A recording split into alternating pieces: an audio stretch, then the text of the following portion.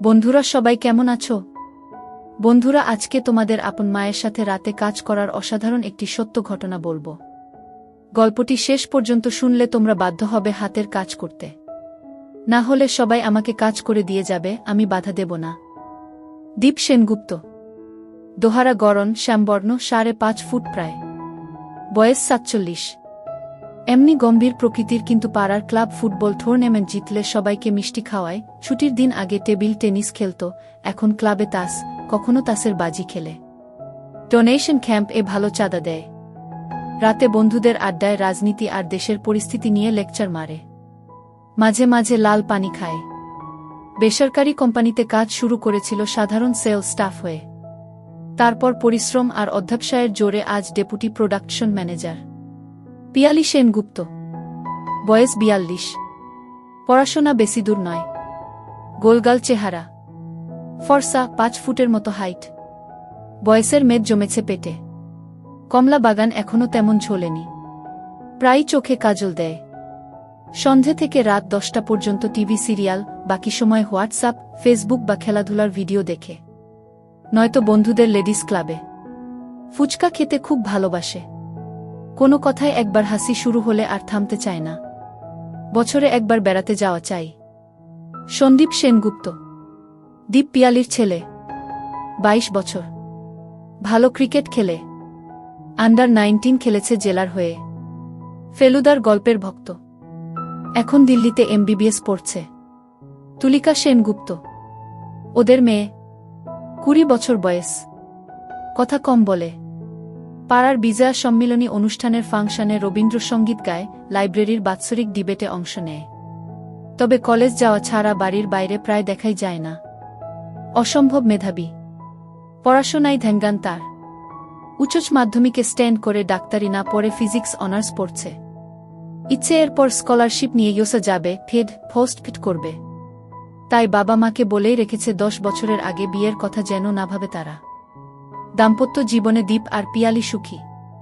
ওদের খেলাধুলার জীবনও সুখের। তবে শুরুটা তেমন ভালো ছিল না।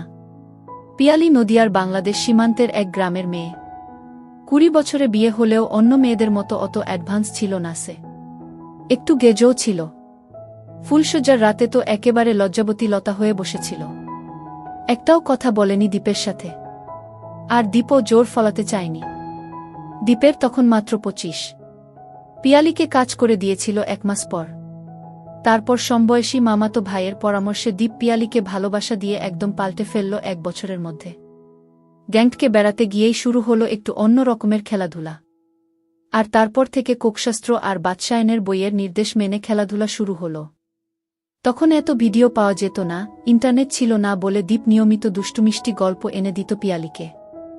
ভাই বোন, চাকর মালকিন, দেওর বৌদি, শ্বশুর বৌমার দুষ্টুমিষ্টি গল্প পড়ার পর রাত হলেই জমে থাকা মাঠের গরম মিশে যেত দীপের দেহে।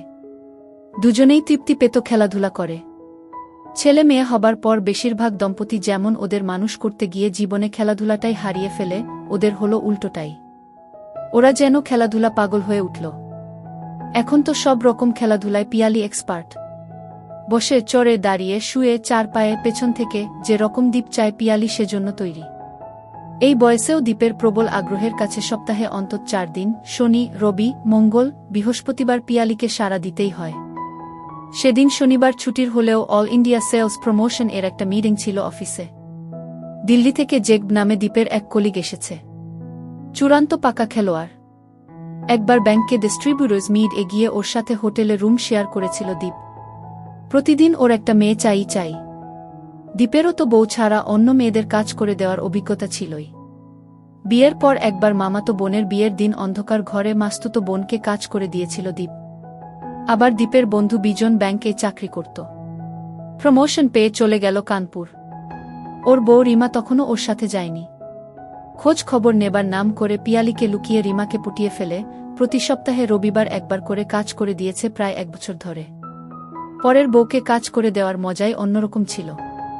তারপর তো রিমা বিজনের কাছেই চলে গেল কানপুর। আসলে জেকবের বউ স্কুল টিচার, খেলাধুলায় আগ্রহ কম। জেক তাই সারাদিন প্রায় অফিসে পড়ে থাকে। হোয়াটসঅ্যাপের রেগুলার গরম ছবি পাঠায় দীপকে। আজও মিটিং শেষে হোয়াটসঅ্যাপ ফরওয়ার্ড করে বলল, ए एकदम ग्रेट क्लिप है दीप, देख लेना, भाभी को भी दिखाना। स्कूल कॉलेज का बच्चों की आजकल क्या हाल देखो ना। शादी के बाद ए बच्चों को कोई रोमांस नहीं रहेगा बस।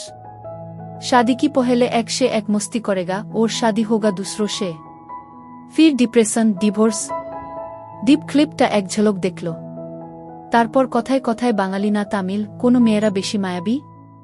হিজাবি মেয়েদের কেমন লাগে, খেলাধুলা করে স্টার মেয়েরা কেমন রোজগার করে, এইসব আলোচনা করতে করতে সন্ধে হয়ে এলো।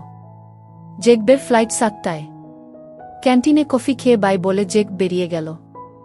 দীপ নিজের চেম্বারে গিয়ে দুটো একটা কাজ সেরে ভিডিও ক্লিপটা চালালো। দুটো অল্প বয়সী ছেলেমেয়ের বন্ধ ঘরে খেলাধুলার ভিডিও। 10 মিনিটের ভিডিওটা অনেকবার করে দেখল দীপ। আর দেখতে দেখতেই প্রচণ্ড মাথা যন্ত্রণা শুরু হলো হঠাৎ করে। মেঘ করে আসছে, বৃষ্টি হবে। আজ গাড়িও আনেনি দীপ। মনে হলো অনেকদিন বারে লাল পানি খায়নি, ভাবল যদি লাল পানি খেয়ে মাথাটা সারে। পুরনো জানাশোনা একটা বারে গিয়ে 3 পেগ খেয়ে বৃষ্টিতে ভিজে যখন দীপ বাড়ি ফিরল, এক ঘরে তুলি পড়ছে। ড্রয়িং রুমে পিয়ালি টিভিতে মন দিয়ে একটা রিয়েলিটি শো দেখছে। দীপ যে ঘরে ঢুকেছে টেরই পেল না। দীপ নিজের ঘরে ঢুকে জামা কাপড় চেঞ্জ করে স্টান শুয়ে পড়ল লাইট নিভিয়ে। মাথার যন্ত্রণাটা মনে হচ্ছে আবার ফিরে আসছে। খাবার টেবিলে বসে দীপের বারবার জেকবের কথাগুলো মনে পড়ছিল। নিজের ছেলেমেয়ের কথা ভাবছিল দীপ মেয়ের দিকে তাকিয়ে। ভালো লাগছিল না কিছু। খিদে নেই বলে ডিনার টেবিল থেকে উঠেও পড়ল। পিয়ালি কাজ সেরে শোবার ঘরে আসলো প্রায় 1 ঘন্টা পর। লাইট নিবিয়ে চোখের উপর হাত রেখে শুয়ে আছে দীপ। পিয়ালির আজ পিরিয়ডের 5 দিন। 4 দিন কিছু হয়নি বলেই হয়তো দীপের মুড অফ। দীপের গায়ে হাত দিয়ে দেখল পিয়ালি, নাহ জ্বর নেই। এমনটা কোনোদিন হয়নি। বিরক্ত লাগছিল পিয়ালির। কি হয়েছে বলো তো তোমার? শরীর খারাপ? মিটিংয়ে কোনো ঝামেলা হয়েছে? দীপ কোনো উত্তর দিল না। ঝুঁকে পড়ে চুলে বিলি কাটতে কাটতে বলল, বলো না সুইট হার্ট, কি হয়েছে? তোমার তো এরকম কখনো হয় না। দীপ এবার পাশ ফিরে বালিশের নিচ থেকে মোবাইল বার করে হোয়াটসঅ্যাপের ক্লিপটা চালিয়ে পিয়ালির হাতে দিল। এমন ক্লিপ তো দীপ রোজই দেখায়। তবু দুবার দেখবার পর পিয়ালির হাত যেন অবশ হয়ে গেল। হাত থেকে মোবাইল পড়ে গেল। পিয়ালির এবার দীপের মাথা ব্যথা। ডিনার টেবিল থেকে উঠে আসার আসল কারণটা বুঝতে আর বাকি রইল না। ভিডিওটাই যে মেয়েটা কাজ করিয়ে নিচ্ছে সে আর কেউ নয়, দীপ আর পিয়ালির অতি আদরের মেয়ে তুলি। তুলিকা। কিছুক্ষণ কথা নেই। তারপর পিয়ালির গলা কেঁপে উঠল। কাঁদো কাঁদো গলায় বলল, হ্যাঁ গো, এখন কি হবে? কি আবার হবে? ভাইরাল হবে আরও। আত্মীয় স্বজন দেখবে, পাড়া প্রতিবেশীর মোবাইলে যাবে গু। এবার হাউ হাউ কেঁদে ফেলল, হায় ভগবান, কি অন্যায় করেছি আমরা। মেয়ের এমন কাজ দেখতে হলো। শয়তান মেয়ে, মরে গেলি না কেন? এক হাত দিয়ে দীপকে ঠেলা দিয়ে বলল, আমি যাচ্ছি যাচ্ছি তুলির কাছে, আমাকে জানতেই হবে সব গু। পিয়ালির হাতটা টেনে ধরল দীপ। একদম না, যা হবার হয়ে গেছে। মা হয়ে তোমাকে এসব কিচ্ছু জিজ্ঞেস করতে হবে না। সম্মান তো যা যাবার গেছেই গু। ফুপিয়ে কাঁচতে কাঁচতে চোখের জলে সারা রাত জেগে কাটালো পিয়ালি। একটার পর একটা সিগারে খেয়ে পায়চারি করে রাত কাটল দীপের। ভোরের দিকে বোধহয় একটু ঘুম এসেছিল। ভাঙল নটায়। তুলিকা সায়েন্স কলেজে একটা ফিজিক্স সেমিনারে বেরিয়ে গেছে। বাজারে যেতে আর ইচ্ছে করছিল না। পিয়ালিও রান্নার মেয়েটাকে বলল, ফ্রিজ খুলে দেখ, তোর যা খুশি রান্না কর গু। সারাদিন থমথমে মুখে নিশ্চুপ কেটে গেল দুজনের। রাতে খেতে বসে তুলির সামনে প্রাণপণ চেষ্টা করল স্বাভাবিক থাকার। সোমবার অফিস থেকে ফিরে চা খেতে খেতে দীপ বলল, আমার ট্রলিটা গুছিয়ে দাও, কাল ট্যুর আছে গি। কোথায়? চেন্নাই। স্টেক হোল্ডারদের সাথে। তারপর মার্কেটিং চেইন। দিন 7 লেগে যাবে। রাতে বিছানায় শুয়ে ফের বলল পিয়ালি, ভাবছি তুমি চলে গেলে ওকে জিজ্ঞেস করবই গে। ভীষণ রেগে গেল দীপ। কি জিজ্ঞেস করবে? কাকে দিয়ে কাজ করিয়ে নিয়েছে? নাকি কতবার কাজ করিয়ে নিয়েছে সেটা? তোমায় সত্যি কথা বলবে তুলি? মাঝখানে আমাদের সম্পর্ক আর স্বাভাবিক হবে না। আর ওর পড়াশোনার 12টা বাজবে। আমার দিব্যি রইল, কিচ্ছু জিজ্ঞেস করবে না তুলিকে। মনে থাকে যেন। চেন্নাই পৌঁছে স্টেক হোল্ডার কৈফিয়ত দেওয়া, বসেদের ঝাড়, আর হোটেলে ফিরে পরের দিনের প্ল্যান, মার্কেটিং এজেন্টের ট্রেনিং, ব্লুপ্রিন্ট বানাতে বানাতে 1-1:30 বেজে যেত। ভিডিওর ব্যাপারটা মাথা থেকে কখন নেমে গেছিল দীপের। তখন হয় চাকরি বাঁচানো, নয় প্রমোশনের চিন্তা। অনেক পরিশ্রম করে দীপ এই জায়গায় পৌঁছেছে। এর কাছে নিজের মেয়ের ফাঁস হয়ে যাওয়া ভিডিও তো তুচ্ছ। 5 দিনের মাথায় দীপ একটু হালকা হলো। রাতে একটু লাল পানি হলে ফ্রেশ লাগে। এতদিন হোয়াটসঅ্যাপ খোলারও সময় পায়নি। খুলে দেখল নানা রকমের জোকস, ফেক নিউজ, অজস্র গুড মর্নিং আর গুড নাইট। দিল্লি থেকে জেক আবার কতগুলো ছবি পাঠিয়েছে। গ্রামের মেলায় একটা নাচের ক্লিপ। দর্শকদের মধ্যে বাচ্চা বুড়ো এমনকি মহিলাও রয়েছে। টাকা দেখলে মেয়েরা স্টেজ এর ধারে এসে ঘাগরা তুলে দিলেই বকশিসদাতা তার ভেতর টাকা গুজে দিচ্ছে।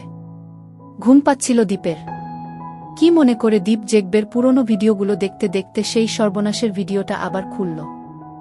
আর এক পেগ লাল পানি পান করতে করতে ঠান্ডা মাথায় সেটা চালাল। অন্তত 50 বার দেখা ভিডিওটা দীপকে আবার নতুন ভাবাতে শুরু করলই, আর ও আশ্চর্য হয়ে লক্ষ্য করল লোহার মতো শক্ত হয়ে আছে। আরও এক পেগ নিল দীপ। এবার হচ্ছে। মাথা ঝিমঝিম করছে, দৃষ্টি ঘোলাটে হয়ে আসছে। জেকবের ছবিগুলো আবার দেখতে শুরু করল দীপ। মনে হল শ্রাবন্তী, অলিয়ার মতো নায়িকারা জ্যান্ত হয়ে সামনে দাঁড়িয়ে ওর দিকে চেয়ে হাসছে, ডাকছে যেন হাতের ইশারায়। অনেকদিন পর হাতের কাজ করে শাওয়ারের ঠান্ডা জলে স্নান করে আধখানা পাইপ খেয়ে হোটেলের নরম বিছানায় যখন টান টান হল ঘড়িতে, তখন রাত 3টে। সারাদিনের পরিশ্রমের পর মুহূর্তের মধ্যেই মরার মতো ঘুমিয়ে পড়ল দীপ। 7 দিনের জায়গায় 10 দিন লেগে গেল ফিরতে ফিরতে। তারপর চেন্নাইয়ে ফ্লাইট 2 ঘন্টা লেট। রাত 10:30টায় বাড়ি ফিরে কলিংবেল বাজাতে দরজা খুলে দিল পিয়ালি। ট্যুর থেকে ফিরলে তুলি দৌড়ে এসে দরজা খোলে। তুলির পছন্দের চেন্নাইয়ের ঘি ব্যানানা চিপস এর প্যাকেটটা পিয়ালির হাতে দিয়ে বলল, দীপ, তুলি কোথায়? ওর ঘরে। কিছু বলেছ নাকি? পিয়ালি উত্তর দিল না।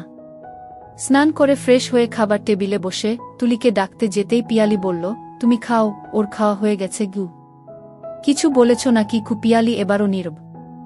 দীপ বিরক্ত হল, কি হলো, কথা কানে যাচ্ছে না? তুমি রাগ করবে না তো? বলেছি বেশ করেছ। আমিও কদিন ধরে ভাবছিলাম আমাদেরও আসল ব্যাপারটা জানা দরকার। তাছাড়া ও নিজেও নিশ্চয়ই জানে না ভিডিওটা ছড়িয়ে যাবার ব্যাপারটা। ছলছল চোখে তাকাতে তাকাতে টেবিলে মাথা ঠেকিয়ে হাউ হাউ করে কেঁদে উঠল পিয়ালি, মেয়েটা আমার মরে যাবে গো। আজ 4 দিন ধরে ঘর বন্ধ করে কেঁদেই চলেছে। পড়া নেই, স্নান নেই, কোনো রকমে একবেলা একটু খাওয়াতে পারছি। দীপের গলায় সম্বেদনা নেই, আছে কৌতূহল। কি বলল? ছেলেটাকে? বাংলাদেশের ছেলে, ন্যাশনাল স্কলারশিপ নিয়ে এদেশে পড়তে এসেছে। নাম বলল মেহেদী হাসান মিন্টু। ওর ও ইউএস টার্গেট বলেই একসাথে কনসাল্ট করে পড়ে। তাতে কি হলো? কি আবার হবে? ওর বাড়িতে গিয়েছিল। 2টো ছেলে মেয়ে এক ঘরে থাকলে যা হয়। ভিডিও তুলল কি করে? দীপের গলা আরও রুক্ষ শোনাল। তুমি এমন কেন? মেয়েটার জন্য একটু দয়ামায়া নেই? শুধু জেরা করে চলেছ। যা জিজ্ঞেস করছি বলো। দীপের স্বর আরও কঠোর। ও বলছে ওরা জানে না। বাড়িওয়ালার ছেলে হয়তো লুকিয়ে তুলেছে। তুলির বন্ধু তো পেইং গেস্ট থাকে। ওর ঘরের ভেতর দিয়েও সেই ছেলেটা যাতায়াত করে। হয়তো মোবাইল লুকিয়ে রেখে গেছে। ভিডিওটা তুলিকে দেখিয়েছিলে? বলল পিয়ালি। দীপ একটা দীর্ঘশ্বাস ছাড়ল। এখন কেঁদে তো লাভ নেই, ভবিষ্যতের কথা ভাবতে হবে। ভেঙে পড়লে তো চলবে না। পরদিন অফিস ছুটি, শনিবার। ঘুম থেকে উঠেই তুলির দরজায় টোকা মারল দীপ। তুলি মা, দরজা খোল, কথা আছে। দীপ জানত সহজে দরজা খুলবে না। অনেক ধৈর্যের পর কঠোর হতেই হল। এবার দরজা ভেঙে ফেলার ভয় দেখাতে দরজা খুলল তুলি। যেন ভূতে পাওয়া চেহারা। বাবাকে কাছে টেনে ধরে হাউ হাউ করে ফের কেঁদে ফেলল। মেয়েকে ওভাবেই কাছে টেনে ধরে সোফায় বসালো দীপ। কিচ্ছু হবে না, এত ভয় পাচ্ছিস কেন? তোদের বয়সের 2টো ছেলে মেয়ে একা ঘরে থাকলে তো এসব হতেই পারে। আমাদের সময় 51বর্তী পরিবারে 15টা ভাই বোন থাকত। ওরাও গোয়াল ঘরে ধানের ফাঁকা গোলায় গিয়ে এসব। আমাদের আগের যুগে বাল্যবিধবাদের নিয়ে বাড়ির বয়স্ক পুরুষরা ফুর্তি করত। আজকের মতো টেকনোলজি থাকলে সেই কীর্তির হাজারে হাজারে ভিডিও ছড়িয়ে যেত। তুলি একটু মাথা তুলে তাকালো। পিয়ালি জলখাবারের লুচি তরকারি সোফার সামনের ছোট টেবিলে রাখতে রাখতে বলল, কিন্তু আমাদের আত্মীয় স্বজনদের কাছে ওটা পৌঁছে গেলে? পিয়ালির দিকে কটমট করে তাকালো দীপ। তুলির মাথায় হাত বোলাতে বোলাতে বলল, কিচ্ছু হবে না। ওটা যে তুলি, তার প্রমাণ কি? আমাদের অফিসে একটা মেয়ে আছে, হুবহু শতাব্দীর মতো দেখতে, বয়সও ওই রকম। একরকম দেখতে তো দুজন তিনজন থাকতেই পারে। কেউ জিজ্ঞেস করলে স্রেফ ডিনাই করবে গে। একটা লুচি ছিঁড়ে পিয়ালি তখন তুলিকে জোর করে খাওয়াচ্ছে। দীপ একটা লুচি মুখে নিয়ে বলল, নিজেকে একদমই পাল্টে ফেল মা। জিন্স টি শার্ট ছেড়ে শাড়ি পর, চুলটা ছোট করে ফেল, লিপস্টিক লাগাস না, আমি একটা পাওয়ারলেস চশমা এনে দেব, দেখবি লুকটাই পাল্টে যাবে। ছেলেমানুষী ভাবটা ছেড়ে একটু গম্ভীর হয়ে চলবি, দেখবি আশেপাশের লোক যারা তোকে রোজ দেখে চিনতেই পারবে না। আর পড়াশোনার ব্যাপারে কনসাল্ট করতে হলে বন্ধুকে আমাদের বাড়িতে আসতে বলবে। প্রকারান্তরে দীপ বুঝিয়ে দিল, কাজ করিয়ে নিতে হয় নিজের বাড়িতে এনে কাজ করিয়ে নিবি। মনে হলো তুলি খানিকটা আশ্বস্ত হল। যাও এবার সব ভুলে পড়তে বসো, তোমাকে ফিট করতে যেতে হবে মনে রেখো। দীপ উঠে পড়ল। দিন 20 কেটে গেছে এর মধ্যে। তুলি অনেকটা স্বাভাবিক, লুকস খানিকটা পল্টেছে, চোখে চশমা, শাড়ি পরছে মাঝে মাঝে, কলেজ কম যাচ্ছে, বাড়িতেই পড়াশোনা করছে। সেদিন রাতে বলল দীপ, জিনিসটা কিন্তু দারুণ, খেতে দারুণ হবে। কে? কার কথা বলছো? কে আবার? তোমার মেয়ে তুলি। পিয়ালি রেগে দীপের মাথাটা কোল থেকে নামিয়ে দিল। ছি ছি, নিজের মেয়েকে জিনিস বলছো? জিনিসকে জিনিস বলবো না, কি বলবো? সব মেয়েরাই জিনিস।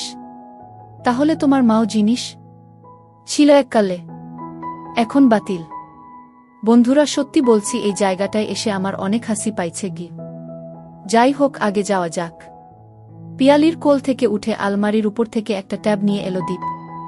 তুলির ভিডিওটা নিজের মোবাইল থেকে মুছে দিয়ে এটায় ট্রান্সফার করে নিয়েছে। ভিডিওটা চালিয়ে দিল। 8x10 স্ক্রিনে আরও স্পষ্ট ছবি। দীপের বিকৃতি দেখে পিয়ালির গা ঘিন ঘিন করছিল, তাই মুখ ঘুরিয়েছিল। দীপ ওর মাথাটা ধরে নিজের দিকে ফেরালো জোর করে। মাঝে মাঝেই পজ করে দেখতে লাগল। অন্ধকারে পিয়ালি অন্যদিকে তাকিয়েছিল, দেখছিল না এসব। উফ, বন্ধ করো তো, ঘুমো এখন। পিয়ালির গলায় রাগ। পিউ বেবি। সেদিনকার মতো ঘুমিয়ে পড়ল দীপ। দুদিন পর দীপের ভেতরের শয়তানটা আরও হিংস্র হয়ে উঠল। সেদিন রাতে বলেই ফেলল পিয়ালিকে, একটু ম্যানেজ করে দাও না, টেস্ট করি একটু গু। কিসের ম্যানেজ? আরে তুলিকে একটু কাজ করে দেখি গু। রাগে বিছানা থেকে নেমে যাচ্ছিল পিয়ালি। দীপ ওকে টেনে ধরল।